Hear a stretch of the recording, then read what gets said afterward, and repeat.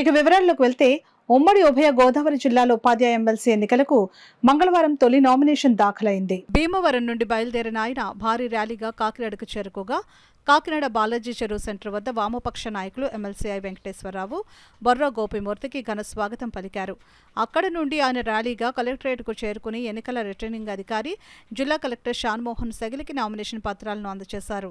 ఈ సందర్భంగా పట్టుభద్రుల MLC I వెంకటేశ్వరరావుతో కలిసి ఉపాధ్యాయుల ఎమ్మెల్సీ అభ్యర్థి బొర్రా గోపిమూర్తి మీడియాతో మాట్లాడారు. రద్దు కోసం ప్రభుత్వం మీద పోరాటం చేస్తానని, అంతేకాకుండా ఈ రోజున ఎయిడెడ్ కళాశాలల్లో పనిచేస్తున్నటువంటి అన్ఎయిడెడ్ సిబ్బంది యొక్క ఉద్యోగ భద్రతకు వాళ్ళ జీతాలకు సంబంధించి కానీ, అదేవిధంగా ప్రభుత్వ డిగ్రీ జూనియర్ కాలేజీల్లో పనిచేస్తున్న కాంట్రాక్ట్ లెక్చరర్స్కి సంబంధించి 114 జీవో కొరకు కానీ, లేదా గెస్ట్ లెక్చరర్స్ యొక్క సమస్యల పరిష్కారం వైపు కానీ ఈ రోజున ఎవరు అవునన్నా కాదన్నా ఈ రోజున సగం విద్యారంగం ఈ రోజున ప్రైవేట్ పరమైనటువంటి పరిస్థితిని చూస్తూ ఉన్నాం.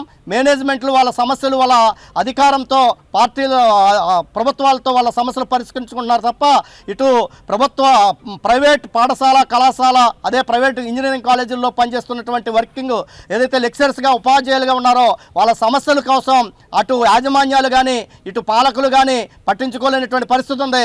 వారి సమస్యలు కూడా శాసనమండలి లేవనెత్తుతానని చెప్పి ఈ సందర్భంగా ఈ యొక్క వర్గాల సమస్యలే కాకుండా ఏదైతే ఈ రాష్ట్రంలో ఉన్నటువంటి శ్రామిక వర్గం యొక్క సమస్యలను కూడా ప్రజల యొక్క గొంతుకై శాసనమండలిలో వినిపిస్తానని చెప్పి ఈ సందర్భంగా ఓటర్లకి హామీ ఇస్తూ నన్ను గెలిపించారని చెప్పి మరొకసారి సవినయంగా కోరుతా ఉన్నాను.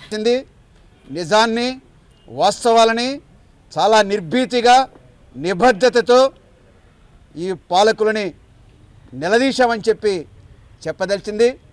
ప్రజా ఉద్యమ చరిత్ర ఉన్న వాళ్ళని మాత్రమే మేము అభ్యర్థులుగా పెట్టాం తప్ప ఇప్పుడు బయట ఎన్నికల్లో చూస్తున్నట్లుగా పార్లమెంటు శాసనసభ ఎన్నికల్లో చూస్తున్నట్లుగా కోట్ల కోటీశ్వరుల్ని డబ్బున్నటువంటి వాళ్ళని లేకుంటే ఏదో పలుకుబడి ఉన్నటువంటి వాళ్ళని మేము ఎంపిక చేయలేదు. అతి సామాన్యమైనటువంటి ఒక ప్రజాసంఘ చరిత్ర కలిగినటువంటి వాళ్ళని మాత్రమే అభ్యర్థులుగా పెట్టి గెలిపించుకోవడం జరిగింది. ఈ జిల్లాల నుండి ఓటర్లుగా ఉన్నటువంటి వాళ్ళందరికీ కూడా విజ్ఞప్తి చేసేది బొర్రా గోపిమూర్తిని మొదటి ప్రాధాన్యత ఓటుతోటి శాసనమండలికి పంపించాలని చెప్పి విజ్ఞప్తి చేస్తూ ఉన్నా.